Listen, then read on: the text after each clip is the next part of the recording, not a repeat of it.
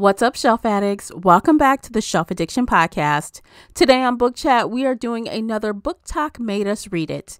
We are reviewing Faking with Benefits, written by Lily Gold. Stay tuned.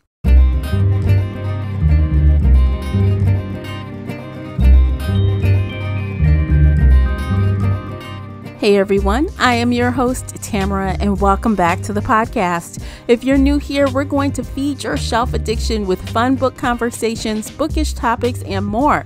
It's like listening in on your favorite book club. Participate in this discussion by joining the Facebook group Shelf Addiction Official or over on the Book Clubs app. I hope to hear your thoughts on today's show.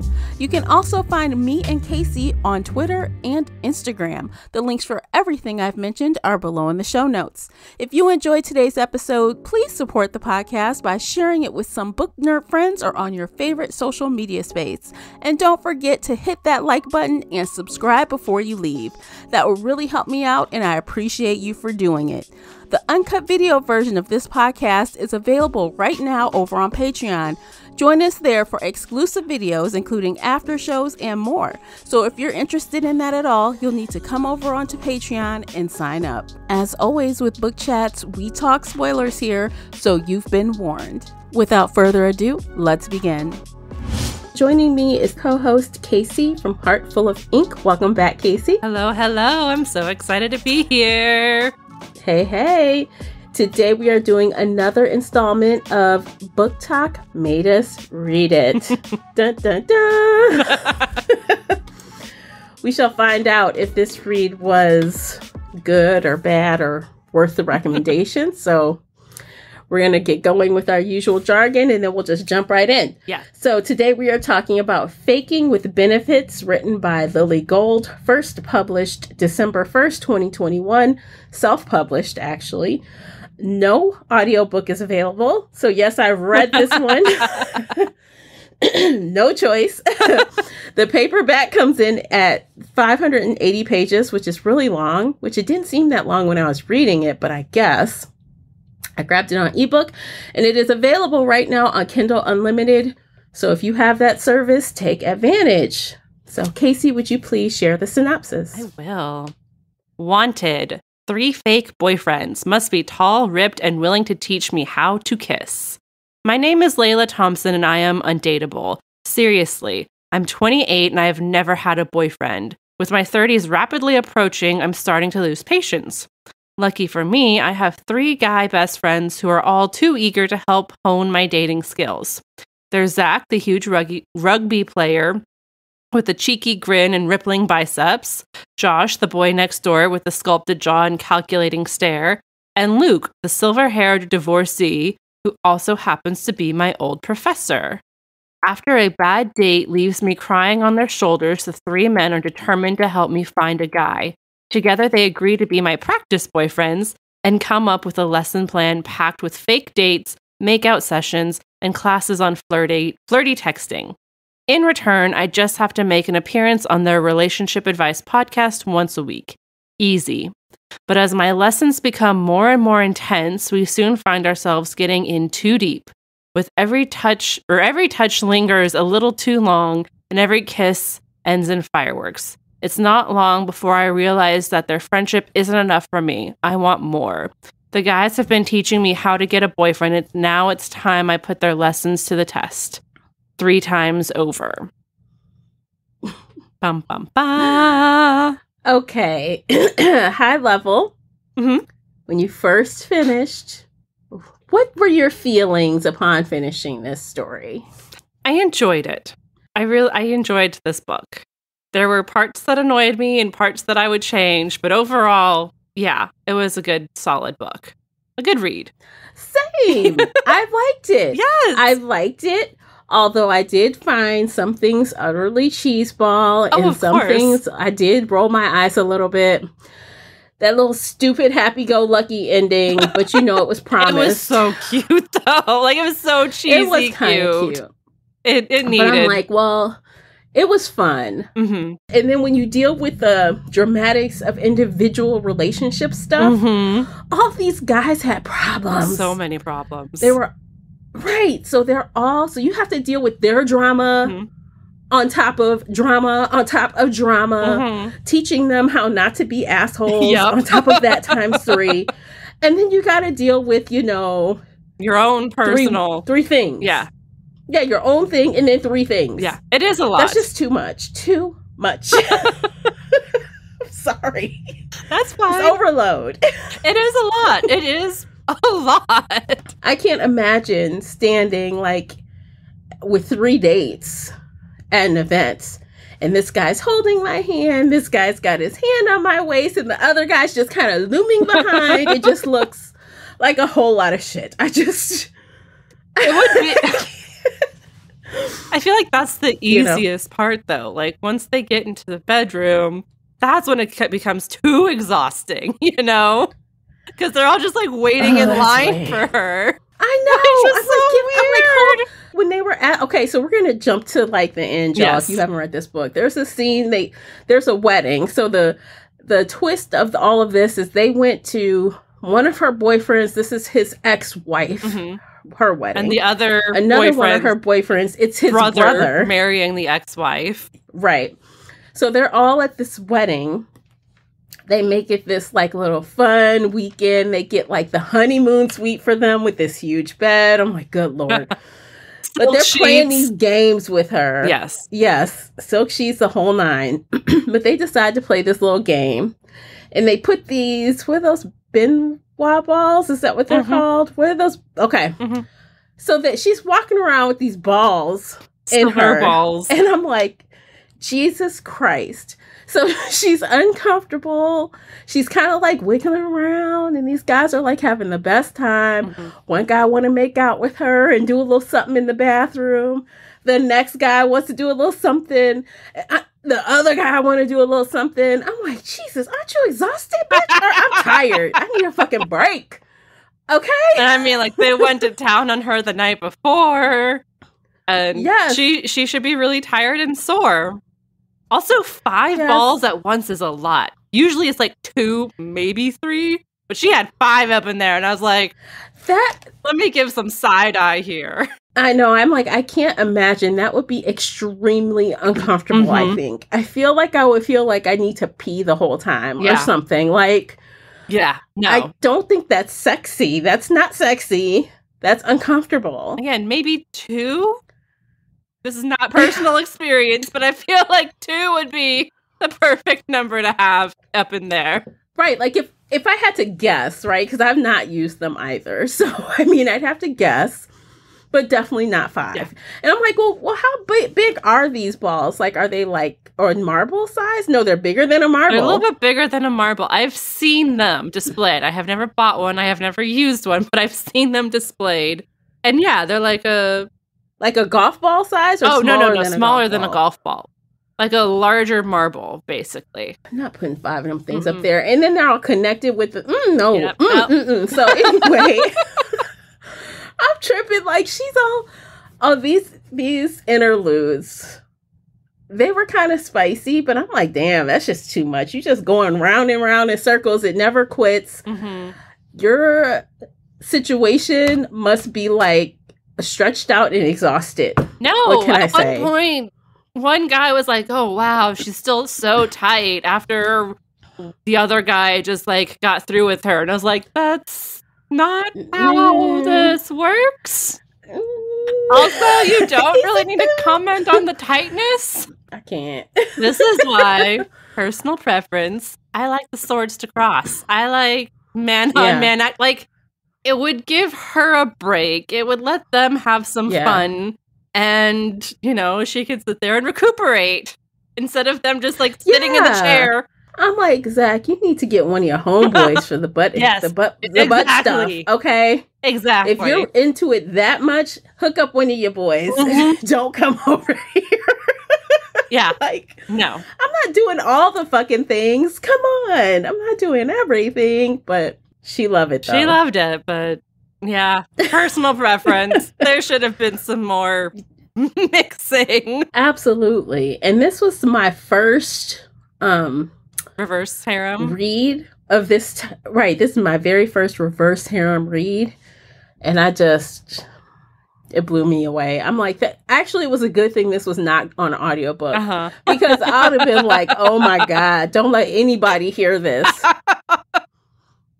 Don't let anyone hear what I'm reading or listening to, because it would have been outrageous. Yes. I could imagine, because sometimes I play audiobooks on my phone without headphones. Oh, so that's a dangerous game.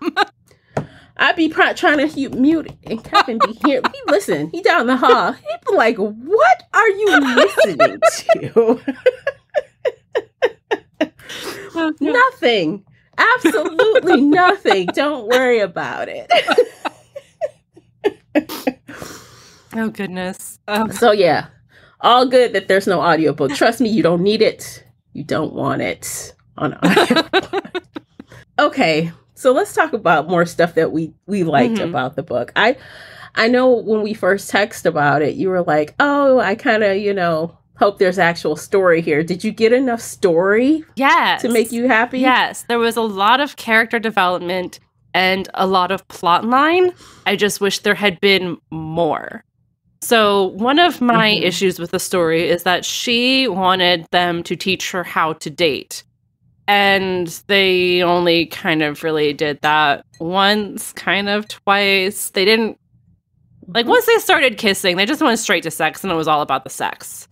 And they were like, oh, yeah, we're teaching you how to be intimate and open and vulnerable. But that wasn't, to me, that didn't feel like they were really teaching her how to date. It felt more like they just wanted to, have fun with each other, which is fine. But that just kind of, to me, it felt like it strayed from the premise a little too much. And then she had that date with Luke, but that was totally off page. And they're like, oh, yeah, they just went on this date and it was fine. Yeah, I think they were more teaching her how to be in the type of relationship they like, not how to date. Yes. Because I'm like, after that first date, she really didn't get any lessons, not in the traditional way. So, and you do need to learn how to open up and be vulnerable while having sex. That is part of a relationship, but that's not something you do on a first or second date.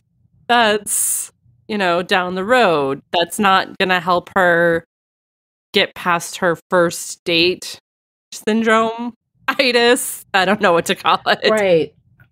Or even spilling her secrets, right? Being vulnerable in that way. Yeah. That's not something you do on a first or second date. No, that's something you do months into the relationship. Yeah, she needed practice in getting through the first 3 dates. Yeah. How to keep somebody from running out on her, basically. She needed more practice flirting and being comfortable flirting. Again, it just kind of boiled down to flirting. Yeah. And so, there was a lot of marks, right? The check marks. There was a lot of plot to this story, more than other reverse harem books do. But I kind of wish there'd been more to it. What about you? Well, I liked her story, except for it was kind of wild. I'm like, wow, she really had a tough go of it. In high school, that sucks. That was really rough. I'm like, oh, that was dreadful. And then, Zach's story was interesting, with him not being able to play anymore and his injury. And then Josh was interesting, but I think he was the dullest of them, I think, even though he had the crush on her for the longest.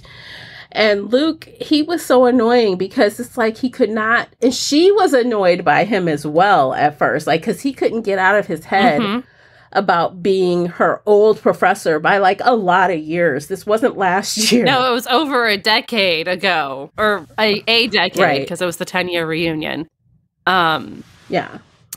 I mean, not gonna lie, I totally have the whole English teacher crush vibe going. So I was crushing on him really hard.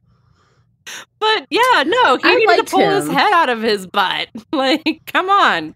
Get over yourself, dude. Apparently, when the bedroom scene came up when Luke finally participated, I must admit that I was surprised that Luke like whipped out this like dom act on her. I'm like, oh shit, you're into that? They could have explored that even more, but they didn't. I was like, this is something you need to do. Like this, you need to go down this rabbit hole. He can be in charge of everybody. Like there's just. Well, he kind of was. He was like, Zach, get over here, do this a little more. She's not ready yet. Do that some more. There could have been so much more to it, though. It was kind of bossing them around a little bit, but I'm like, dang, okay. Yeah, but they could have explored that a little more. But, of course, the teacher would have to be the domineering one in the in the any back, man wearing a tweed suit with those elbow patches who smells like tea, you know he's going to be a freak in bed. Oh, my God, right? One thing I did like about this story that was kind of a twist, because I love podcasts. We do a podcast. We're here. Yes. I love the fact that these three guys had a podcast. Yes. And that was like the main vehicle to like drive their actions. Like at first was like, hey, we're going to do this on our podcast. We're going to have you on. We're going to teach you how to date. And it'll be a feature and it'll be fabulous. So I'm like, that is so fun. I like that part too. Yes. So that kind of segues into one of the things that really annoyed me about this book was Layla and her entrepreneurship. So obviously, I'm an entrepreneur. I have been an entrepreneur for the last 5 years, kind of similar to Layla. I have a lot of friends who are entrepreneurs.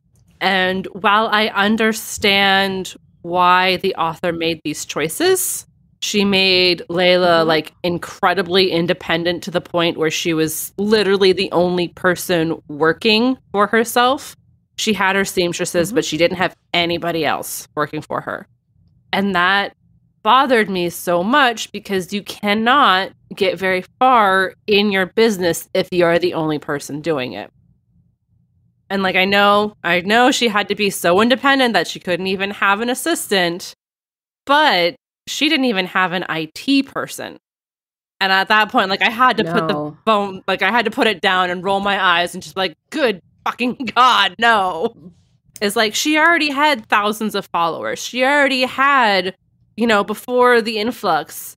And, there was that one moment where she's on the floor crying because the code isn't working or the discount code isn't working and she can't figure out how to do the IT thing. And I'm like, I guarantee you this would have happened within the first year multiple times. She should have IT people on speed dial who she calls regularly because if she's selling through her website, who built the website? Did she build the website? If she built it, she would know how to fix this. If she didn't build it, she would have an IT person to call. But no. Maybe she should have said the website crashed altogether. Yeah, it should have been something different. But no, she had to, go to the guys for help and they helped her with their IT person. And I was like, I understand why the author made this choice, but realistically, any entrepreneur would have 2 or 3 IT people on call already. Especially 5 years into business when she's solely online. Yeah. Like, this is... I rolled my eyes so hard. And I was like, I'm a doctor trying to watch Grey's Anatomy right now. It's just not working. Yeah.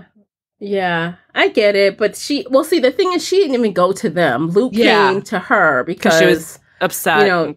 She was right. And so they're like, and that's one thing. They play round robin with go check on her. Something is wrong with her.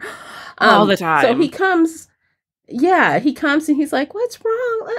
He helps her find the missing receipt because she also has this breakdown with one of her vendors, all at the same time.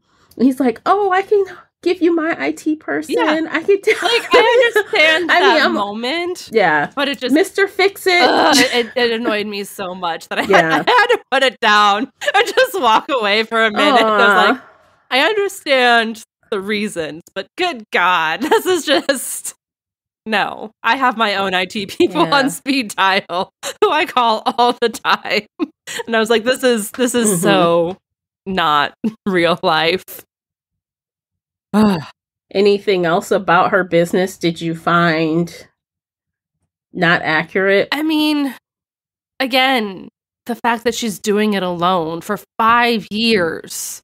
feels really inaccurate. Like, she should have somebody who helps her with social media, at least. I know she's modeling everything, so she has to have a photographer who's taking the pictures, unless she's taking it with her phone, but that wouldn't look good. Like, she's making enough money in order to hire people to help her. But she's like, no, I have to work 18 hours a day forever, and I can never stop. But, oh, look, I'm just going to take off a week and just not do anything with my business.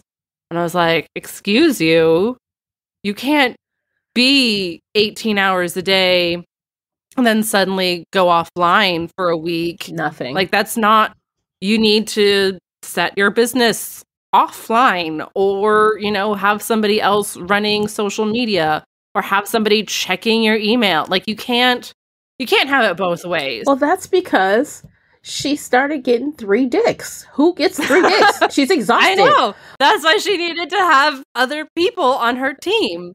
Right. But that whole time up until then, well, first she started with 2. She had 2. The 2 were okay. And then the 3rd, but she was very regimented in her lifestyle until that. And even then, like, instead of, she's 5 years into her business and she has nobody else on her team. That felt, and there was even a time where she's like, I'll teach you how to do your taxes. And I was like, bitch, no. What? You need an accountant. You don't do that too? You're not an accountant. You're not, like, yes, you can have all your receipts labeled and ordered, but being an entrepreneur means you have a team, especially if you want to hit 6 figures, which I think she was, like, close to making or wanting to make. Like, no. And year 5, you've already started building that team. You start building that team year 1, year 2, once you start making enough money. And she was making money before the guys. Once you turn a profit and you have extra money. Because I understand you can't pay anyone at first, right? Because you don't have any extra money. But the minute you cross into profitability where you can afford to pay people for things, you should start acquiring them. Like an accountant, like an IT person, like a social media person. You build that team so they can focus on the little stuff, and you can sit there and design and focus on the designing. Right. And yes, you can be hands-on. Deal with the vendors, blah, blah, blah. So it just, again, like, I know why she had to be so independent in this, but it's also so utterly impossible to maintain that for 5 years and get all the sales and do all this other stuff without any support. Anytime I thought about her business, I got angry and I was like, nope, this isn't how entrepreneurship works. I mean, so yeah, when you start nitpicking, you know, and getting into the weeds of Layla's business, those things didn't really hit all the way. But I have a feeling neither would the podcasting side, because they worked for they had a deal with a company. You know how they have media companies that have, like, lots of podcasts under them, right? So they do like Earwolf and other things. They do all the sponsorships. They pull in all your ad money. But guess what? They take a huge chunk out of your money to pay for that. And all the staff that do your editing and your producer and all of these things. So these 3 guys were living off of the salary off of one podcast. I guess it could be that big. I guess they're trying to, I guess maybe they're Joe Rogan level. Maybe they were getting that kind of money. No. Then they went independent at the end. Because their manager guy said he was going to drop them because they were losing followers, and then they brought her on, and then they skyrocketed again. So yeah, now if you think about it realistically with the money, they weren't making that much at the beginning, and they'd been doing this for years too. So guess maybe some royalties kept trickling in, but somebody should have had another job.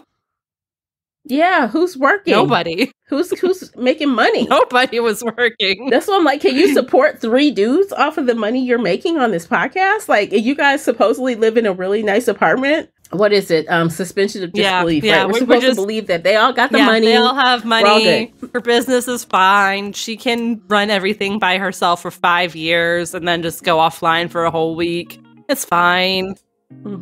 I know. Okay, we're going to find our way into these commercials right now. We're going to take a break. And when we return, we will finish this conversation. We will give our rating, and we are going to determine if Book Talk failed us or not.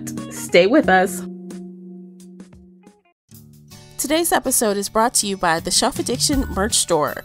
Check out all the bookish t-shirts, notebooks, mugs, and more. Don't miss out on these original designs, perfect for any book nerd. Support the podcast and visit shelfaddiction.com/merch and pick up your next favorite bookish item.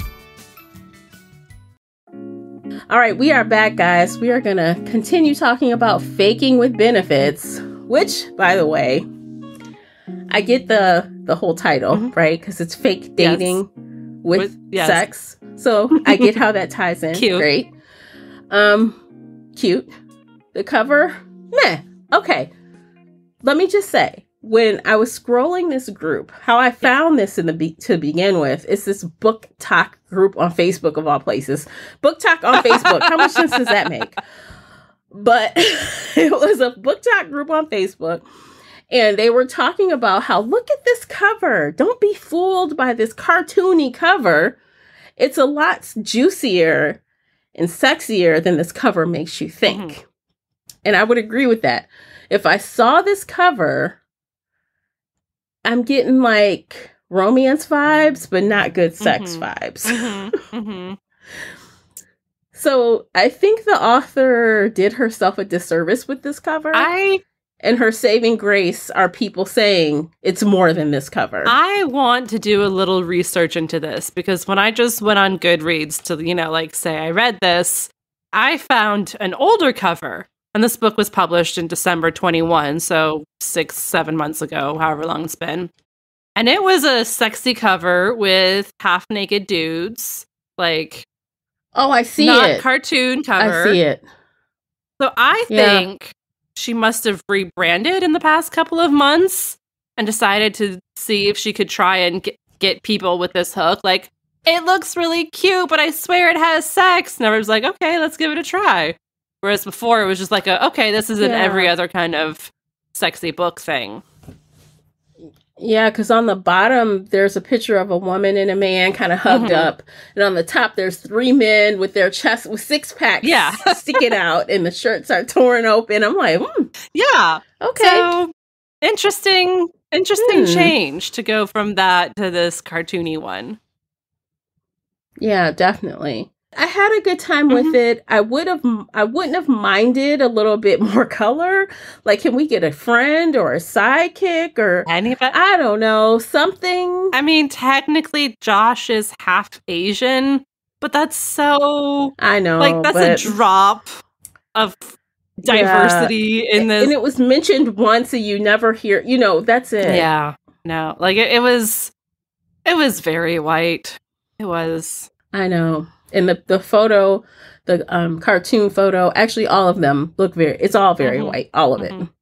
Just fine. But I would have liked, a little something. Anybody to have a little something, like something. Any sort of diversity. Like, they're all cis, white, straight people. Can we give her a best friend that's not these 3 neighbors? Can we give her a female best friend? No. That could have been... She doesn't trust anybody.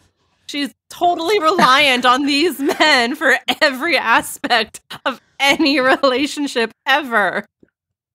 Which is also something that I do not like. For someone that's so independent, like, you have no life outside of these men. And that's another reason why 3 is too much. How do you get any time for yourself when these 3 dudes are fucking wrangling you all day long? If it's not Zach, it's Josh. If it's not Josh, it's Luke all fucking day. If I have a problem and I'm having a bad day, leave me alone. Don't sick one of your little boys on me to see if I'm okay. So like those little things, I'd like let it go because it was a story, but no. Real life, no. Look, if you don't get away from me, the kitchen will be closed. It's a warning.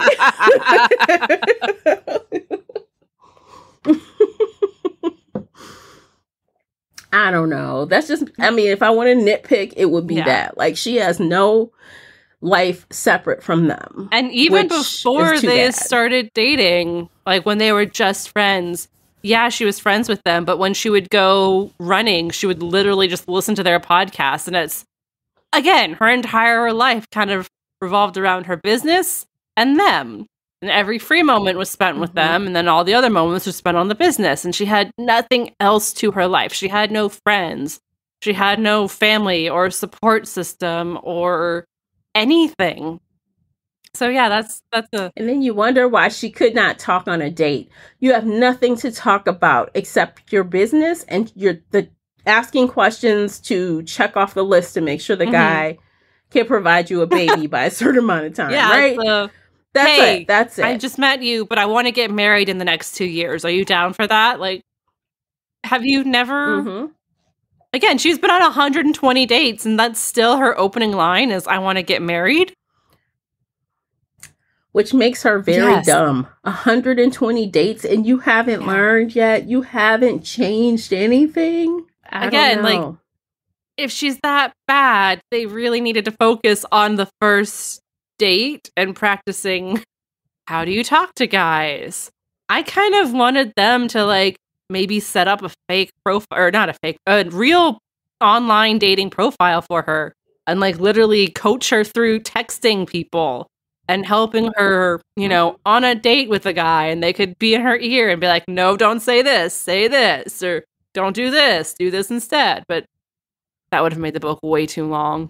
Yeah, it would have. Or they could have put this in 2, make it like a duology, you know? That could have worked, and then we could have got a little bit more. Because, I mean, if it was really that it read fast, did read I'll fast. give it that. But if it was really that long, she could have cut it in half and gave us a little bit more to satisfy that. If you're going to go so deep into these guys' past and her past, why not give us just a little bit more? Exactly. I did like that character development that was there. I wish there had been more. I feel like that's my overall feeling for this book, is that I liked it, but I wish there had been more.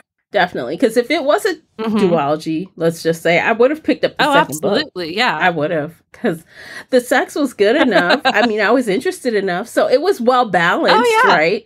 So you had those scenes, and then you had the sexy scenes, regular scenes, the plotline scenes, the character development scenes. She had some one-on-one time with every guy. There wasn't a lot, but it was enough that you're like, okay, yeah, she's with them. Then there was the whole breakup scene, and then the begging for forgiveness scene. Like, oh, okay, so that was Luke that did that, right? No, it was Josh. No.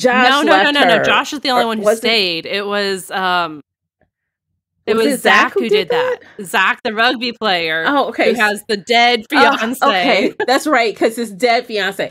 So this dude brings her out of the wedding again, like she's having all this fun time with everybody at the wedding. He brings her outside, and they literally have, like, full-on sex outside. They're going to Pound out Town. there. They're Pound Town. And then all of a sudden, in his own mind, I think he was like, when he realized he actually cared about her, and that's what it was, he, like, flees the scene. He dumps her on the spot. With his pants still down, her dress still up. Yes, her dress still up, her panties on the ground somewhere. He like, oh, this not gonna work. Sorry, bye. Bye. She like, what? Like, he's an asshole. So she runs away. She goes back to the hotel room. She hears the ex-wife of Luke trash-talking her and calling her loose and a slut and, you know, all that good stuff that any principal should say about her student, you know. So she goes up to the hotel room, and Luke follows her, and then he's like, you know what? Maybe I should break up with you too. I don't think this is working because you're that kind of girl. She's like, oh yeah, you agree with the principal and think I'm a slut, so fuck you too. Get out of my way. And then she runs away. Which was very valid. And then, okay, so the apology. So it took Zach a long time to admit that he was wrong. Like, he was being very stubborn about it. And it's like, why don't you understand what you did was ridiculously absurd? It's like he couldn't get it. But after Josh does his brotherly duty, goes and finds the old ass ring that he dropped from his fiance. He went out there with a freaking metal detector to find that ring. Josh is a good guy. He brings it back. Yeah. And then suddenly, Zach is like, oh my God, I fucked up. I'm so sorry. Blah, blah, blah, blah, blah. They all have this conversation and they're like, so you really love her? And they're like, yeah. And then Josh is like, well, yeah, I know. I've loved her since a long time ago. And they're all like, you finally admit it. And they're all standing there. It looks like, well, yeah, I think I love her too. And they're all like, oh, what is that? Like, they all have like this moment. dumb Again, moment. it's been like, a week since they broke up with her? Yeah. And now they're all like, we all want her in a relationship.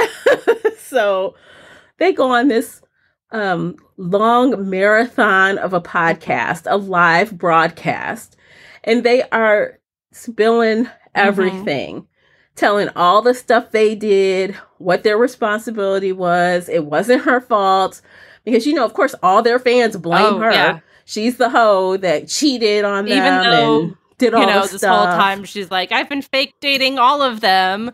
We all said it was fake dating. We all knew, like, it was the four of us.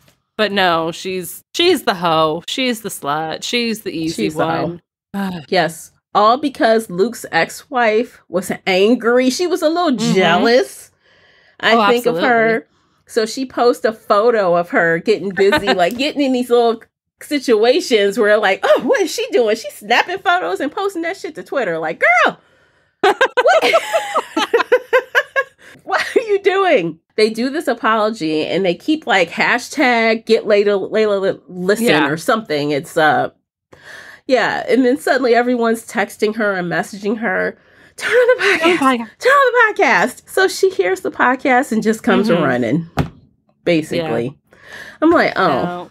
At least when she walked in the door, she started out by saying, I don't know if I can do this. I just want to be friends. I don't think I can trust you anymore. And I was like, good. You shouldn't trust them instantly. Like, it's been a fucking week. Yes, you ignored their calls, but they shit all over you. Yeah, but she did take them back ultimately. I guess they begged enough. That was not enough begging. They needed to have more begging, more, like, I like several days worth of begging. Yes.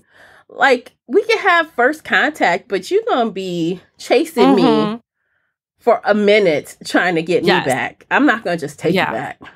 Like, because that was extreme. What they did. Yeah. That was outrageous. Absolutely.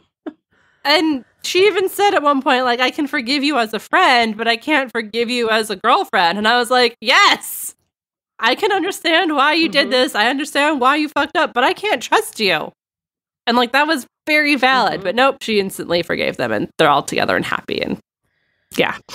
I know. So ridiculous. They're back on the couch and it's like, they're like, her head's on one guy, like Zach is being greedy. He don't want to let her go. And she wants to come over here and show Luke some love because he's looking sorry. And she had to trick him so that she could get up. I think she had to say she had to use the bathroom or something so he would let her go. I'm like, oh my God. So now you're going to be torn like a rag down between these three guys. It's too much. 3 is a lot. Three is a lot. 3 is a lot.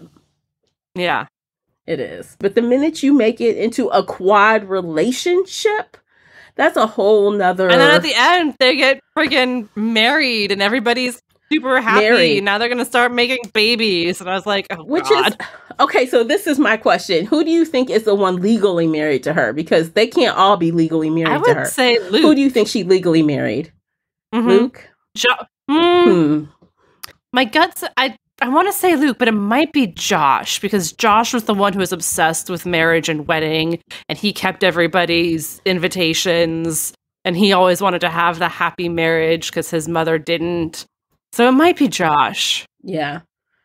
That's what I thought. I'm like, I think she might be legally married to Josh. Yeah. Because she could, in America, you cannot marry all 3 of them. Not legally. And then, oh God. Okay, so y'all know how much I freaking hate everything ending with a happy baby moment or let's get pregnant. And this woman is going to be like, oh, I guess I can have 3 babies with 3 different baby daddies. I'm like, girl, you gotta give them all a baby. That what we're doing? So I guess you gotta test each one. So the first baby you have to test and see, okay, whose baby is this? Okay, so this is Luke's baby. So next time maybe we'll give Zach more time in there so it can be his baby.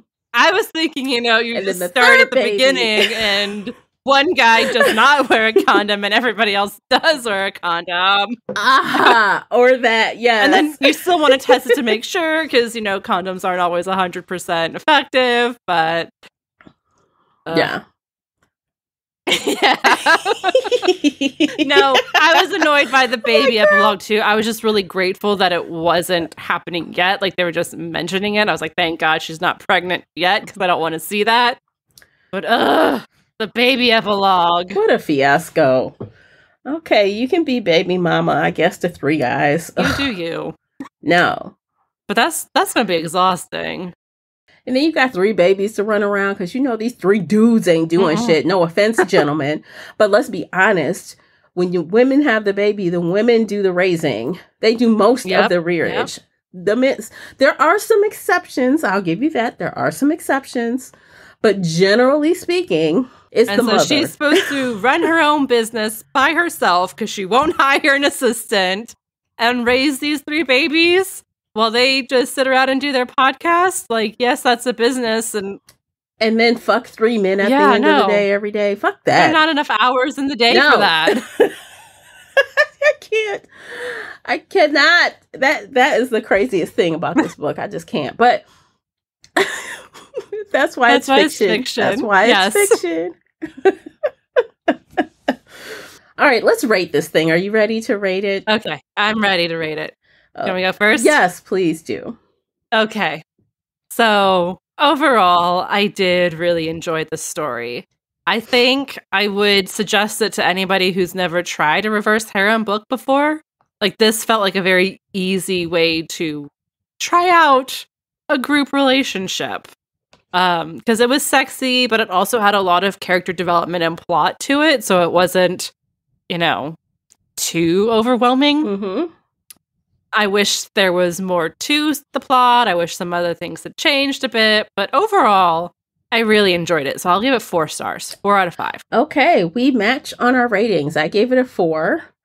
And when I finished, I just really thought it was cute. I'm like, oh, that's fun. Mm-hmm. So it was as simple as that. I thought that the writing was good. I didn't have any issues with it. I thought it was well paced. I got through it pretty quickly. And I just had a good time with it all around. Mm-hmm. Yes, there were some imperfections, but nothing's perfect. And I would recommend this book. As I mentioned earlier, this was my first reverse harem title.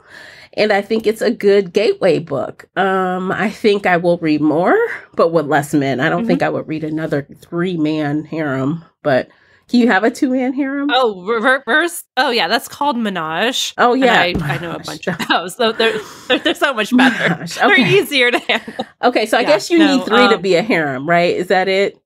At least 3. Some books go up to like 5 or 6 I can't. men. I draw the line.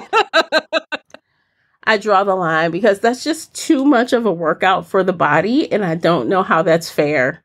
That's just not fair. It's not. It's not fair. So I'll probably read some Menage books then, But I do like. I just liked how the guys weren't awful. You know what I mean? Mm-hmm. And I liked... they're really nice, sweet guys. Yeah. And I like that generally, with the exception of that one fiasco that, where they all wanted to break up with her and do crazy stuff, they were generally good guys. And even Luke, who was into dominance and stuff, he wasn't ridiculous. It wasn't over the top. It was nice. Yeah. It was sexy, but it wasn't like WTF. Yeah. Yes. So yes, 4 stars. It was like the most mild domination ever, though. I know. I think if given half a chance, he probably would have done more. Like if the author had allowed it. And I think they should have explored that. Yeah. Okay. So what do you think? Did Book Talk do us right or play us dirty? I think they did us right this time. Yeah. Like this was a good book. I may or may not reread it again in the future. Like, I'm not opposed to rereading it. I might go check out the author's backlist. I don't know. Like, it was good enough that I'm intrigued. Yeah. And it was well written. And even though I had complaints, I always have complaints. It's fine. It was a 4-star book. I think they did us right. Yes. For What's Book Talk? Yes, I would agree. I think this had all the praise and it was earned. Yes. Like you, I probably won't reread it, to be honest. I probably will move on. But I think it's whet my palate for more of this type of situation. Just minus one guy. We'll do the menage and be done with it. So yeah, thank you, Book Talk, for this recommendation. Yes. So you're 1 for 1 with us right now. Woo! Yes. I feel like it's been a minute since we've really had a book that we've actually liked, like together. Like really enjoyed. Yeah. Yes. It's been a while. So it has. Lord, I hope this is I'm glad start. this brought us back together. That's what I'm like. I didn't want to say one word about this book before I hit record. I didn't even want to ask if you liked it or were enjoying it. I said, I'm not asking her one thing about this book. She's just going to hit me with whatever when we hit record. Yeah. It was good. It was good. And the author checked the boxes. She checked the consent box, hey, what do you want to do? Well, she did that, which is always a win. Yes. Oh, yeah. So it was nice. It was respectful, but it wasn't dull. It was not dull, which is good. You don't want an adult. It was not vanilla, y'all. It was not vanilla. Not to me. It wasn't vanilla. It was just for that one scene. No, it wasn't. That one scene where she was like coming to the brink all night long, all through the night. That shit was not vanilla. That was not. Okay, no. We called Neon Gods vanilla. Yes. This is not sexier than Neon Gods. Not at all. Not sexier? I feel like, no. This is like the same vanilla on par as Neon Gods. See, I think because they were having sex in front of people. This was, okay, this is edge play. We're just going to like hold off on your orgasm for an hour. But see, I think this is a little more than Neon Gods because at one point she was literally having all holes filled. All holes filled. This is true. That is hotter, sexier, quote unquote, than Neon Gods. Nobody was doing that. Okay, yeah. Yeah. You can't tell me all holes filled is vanilla. No! Okay, like it's very to me it's mildly spicy. If I want spicy, I have other books. Jesus, other authors. I don't even want to read what you think is spicy then. No, you don't. I'm like, what is this? Because this is this is just like a typical Tuesday read for me. This isn't I'm sitting on the airplane reading these sex scenes and just like, nah, it's fine. It's hot. I'm not bothered. Strangers next to me. Perspective, y'all. So obviously I'm a lot less adventurous than Casey. So from my POV, okay, so let's say 1 is kissing and 10 is like off the charts shit I would never do in my real fucking life because it's so wild. I'd put this at like 7, 6.5, 7. Like I was thinking like 5 or 6. Yeah, like it's middle of the road. It's hot. It's kind a of little sexy, bit more than middle of the road for me, but it's not. The fuck? Yeah. I'm not doing that. It's not that. But it's definitely spicy, I think. It's hot. There's sex scenes, but I wouldn't say it was like crazy. I don't know. I'm sitting here reading this on a plane next to strangers. See, I'm not sweating. No, I mean, I think like if you got a good game face, I mean, not even a game face isn't even needed. I think I would be able to read this in front of people and not have a big deal about it because it's not like I said. I'm not going, oh my, what the, what is that? Yeah, it wasn't shocking. Like, yeah, nothing shocking. All right, I think we're done. What do you think, Casey? I think we're done. All right. It has been a fun episode. I hope you guys enjoyed it. Hopefully it was entertaining for you. It was entertaining for us. It was a lot of fun for me. Same. So definitely follow, subscribe, hit the like button. If you want more Book Talk Made Us Read It, you want to be right here because we'll be doing more of these in the future.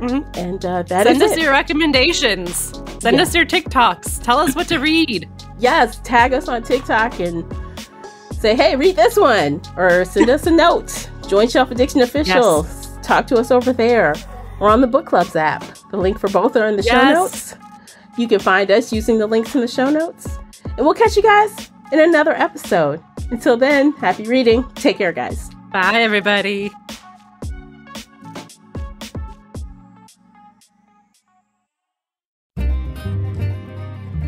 If you enjoyed today's episode and would like to show your support, there are a few things you can do. Head on over to Apple Podcasts and leave a positive 5-star review, or like this episode on your favorite podcast player. It seems so simple, but it really helps me out. You can share this podcast with other book nerd friends or on your favorite social media space. You can also join the Shelf Addiction Patreon family. For as little as $2 a month, you will help us produce even more awesome content for your ears. You can also consider joining the Shelf Addiction Official Facebook group, where we talk all things bookish and more in a safe space. The Shelf Addiction Podcast is a part of the Nerdy Maven Network. You can also reach us via email at info@shelfaddiction.com. Thank you for listening.